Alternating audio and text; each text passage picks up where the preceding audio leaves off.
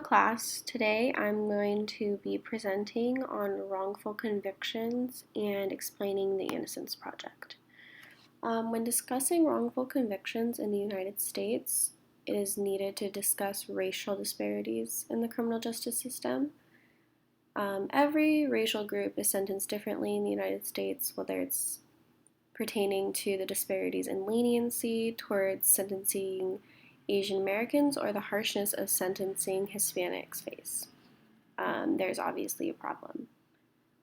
There should be no difference in conviction in races, and therefore there should only be a difference in convictions related to the type of crime committed. Along with this sentencing disparity comes a disparity in minorities being accused wrongfully of crimes and that they did not commit. This phenomenon was amplified by the lack of DNA testing available for many decades, and many crimes are solved on the basis, or were solved on the basis of an eyewitness testimony, and many of these were just incorrect filings and did not find the correct perpetrator of the crime. So instead, many minorities, especially African Americans, were and still are being targeted and sentenced to prison for crimes that they did not commit. Because of this disparity, action was taken, and the Innocence Project was started in 1992 by Barry Scheck and Peter Neufeld.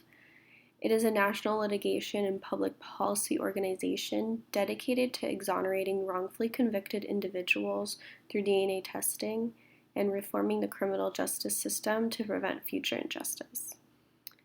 60% of over 260 convicted people exonerated by the Innocence Project through the use of DNA have been African Americans.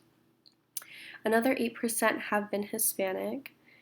84% were convicted of sexual assault, and 76% were convicted at least in part of the basis of a wrong eyewitness identification.